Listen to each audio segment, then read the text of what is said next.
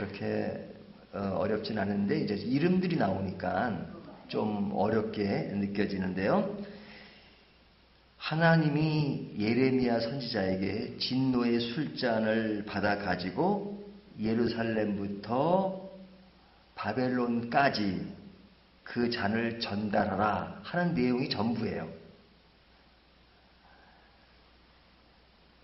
그러면 그 술을 받은 사람들이, 나라들이 비틀거리며 미친 듯이 행동할 것이다. 그런 이야기고요. 그들 앞에 큰 칼이 있다 하는 것은 큰 세력이 있다는 거죠. 큰 세력 앞에서 그들이 무너질 것이다 하는 내용입니다. 근데 이제 그 나라들이 어떤 나라들이냐, 이스라엘로부터 시작해서 바벨론까지니까 그 중간에 있는 모든 나라를 포함하는 거죠. 그 모든 나라가 하나님의 심판 아래에 있다 하는 겁니다. 그 심판은 정해진 것이다 하는 겁니다. 여기 뒤에 보면 28절, 그들이 만일 내 손에서 잔을 받아 마시기를 거절하거든 너는 그들에게 이르기를 만군의 여호와께서 말씀하시기를 너희가 반드시 마셔야 하리라 이러죠. 그러니까 그들이 술을 받지 않는다 하더라도 마셔야 된다. 그 이야기는 심판이 정해진 일이다 이거죠. 술잔을 안 받는다고 해서 그들이 심판을 면하는 것은 아니다. 심판은 정해진 일이다 하는 것을 말씀합니다. 그 심판이 어디까지냐? 바벨론까지죠. 그런데 우리가 이제 바벨론 하면 유다가 제일 마지막에 바벨론에게 망하잖아요. 그럼 하나님이 이스라엘의 범죄와 그릇됨에 대해서 바벨론을 통해서 몽둥이를 드신 것이거든요. 바벨론을 통해서 심판하실 때에 바벨론을 도구로 사용하신 것입니다. 그러니까 바벨론이 하나님을 잘 믿고 그래서 바벨론을 사용하신 것이 아니고, 바벨론은 하나님과 거리가 멀죠. 우상숭배의 나라고, 그럼에도 불구하고 하나님이 시시때때로 하나님을 믿지 않는 사람들을 도구로 사용하셔서 하나님을 믿는 사람을 칠 때가 있어요. 그 대표적인 나라가 바벨론이잖아요. 그래서 이런 문제들이 이스라엘 사람으로서는 잘 이해가 되지 않았습니다. 그래서 이해되지 않은 것을 고민하면서 쓴 책이 어떤 책이에요? 하박국이잖아요. 하박국 선지자가 왜 하나님은 바벨론을 통해서 우리를 치십니까? 그들은 악하고 그들은 하나님을 믿지도 않는데 우상을 숭배하는데 그들을 통해서 우리를 치다니요. 우리는 하나님을 믿는 백성인데 도무지 이해가 되지 않습니다. 라고 아주 방황하는 그런 모습이 하박국서에 나오잖아요. 그러니까 사람으로서는 잘 이해가 되지 않죠. 하지만 하나님은 때에 따라서는 그들을 도구로 쓰시고, 도구로 쓰여지는 그 사람들은 말하기를 하나님이 살아계신다면 왜 우리를 쳐야지? 우리를 이용하시는가? 이용하는 것도 모르죠, 사실. 자기들은 강한 나라로 있고 이스라엘은 약한 나라에 있으니까 하나님을 믿는 나라는 약한 나라고 우리는 강하니까 우리가 하나님보다 더 크다라는 생각을 하잖아요.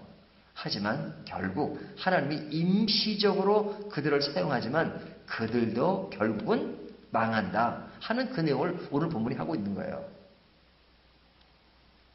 자, 그러면 이 나라도 망하고 저 나라도 망하고 또 하나님의 선택된 민족이라고 하는 이스라엘도 망한다면 그러면 모든 나라에게 희망이 없는 것인가 하는 생각을 하잖아요. 하지만 이런 말씀이 주어진 것은 마치 우리가 지난번에 로마서를 공부한 것처럼 그 로마서의 죄 문제를 연상하게 만듭니다. 우리가 로마서를 공부할 때 1장 18절부터 3장 21절까지 이야기를 하면서 유대인도 죄인이고 이방인도 죄인이고 우리 모두가 죄인이다. 그래서 모든 사람이 죄를 범하였음에 하나님의 영광에 이르지 못한다라는 말을 했잖아요. 그것처럼 모든 세상에 있는 나라들은 다 심판의 대상일 수밖에 없어요. 왜? 하나님의 눈으로 볼 때 그들이 정직하고 그들이 하나님 앞에서 온전히 행하는 나라가 없기 때문에 그렇습니다. 그러니까 이 세상 나라로부터 우리가 희망을 얻을 게 없어요. 다 온전한 길을 갈 수 있는 나라가 없단 말이죠. 그러면 우리가 이런 생각을 하게 됩니다. 그러면 이 세상 나라가 믿을 만하지 못하니까 우리는 그냥 그들과 동떨어진 생활을 해야 되느냐. 그러면 우리가 이 세상에 살 수가 없는 거죠. 우리가 사는 삶의 현장은 이 땅이잖아요. 우리는 대한민국에 살고 있잖아요. 대한민국의 백성으로 살고 있잖아요. 근데 대한민국 자체도 온전하지 않으니까 우리는 우리 세계에 따로 살겠다. 그러면 교회는 별도로 있어야 되죠. 근데 교회도 대한민국이라는 나라 안에 있는 거잖아요.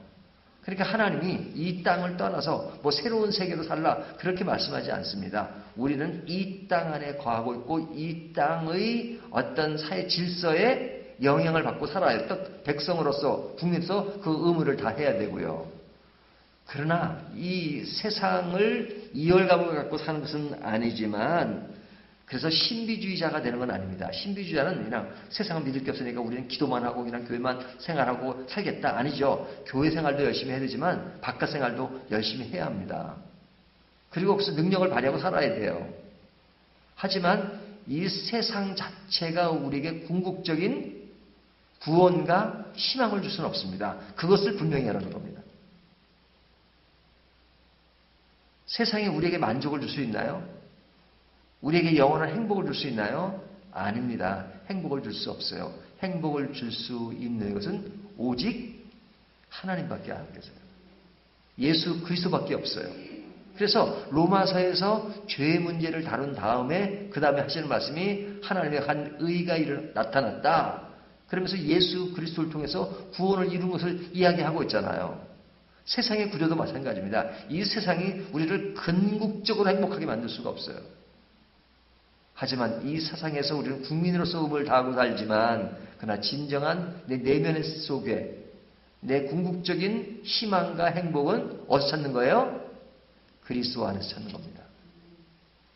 그래서 우리는 두 개의 세상을 가지고 살 때가 많아요. 눈에 보이는 가시적인 이 세상. 하지만 우리의 본질은 하나님 나라이기 때문에 하나님 나라의 백성으로서 이 나라를 살아가기 때문에 이 나라에서 일어나는 일들을 관심 있게 보면서 그 안에서 그리스도의 역량을 발휘하고 살려니까 어떨 때는 힘들 때가 있단 말이죠. 하지만 힘들 때가 있지만 하나님은 그렇게 말씀하세요. 너희는 세상의 빛과 소금이 되라. 그래서 영향을 끼치고 사는 겁니다. 우리가 이열감을 갖고 사는 사람들이 아니고 영향을 끼치고 사는 사람이에요. 그런데 영향을 못 끼치고 도리어 세상으로부터 질타를 받고 교회가 왜 그러냐라고 산다 그러면 정말로 안타까운 일인 거죠. 그래서 이 말씀을 통해서 우리가 진정 어디에게 희망이 있는가, 우리가 어떤 자세로 세상에 영향력을 발휘하고 살아야 하는가 하는 말씀을 더 생각한다면 오늘 본문에 주는 교훈을 우리가 충분히 이해한 것이라고 생각합니다. 오늘 이 말씀 가지고 우리가 좀 더 적극적으로 하나님의 나라의 아름다움을 전하는 저와 여러분이 되시기를 주님의 이름으로 축원합니다.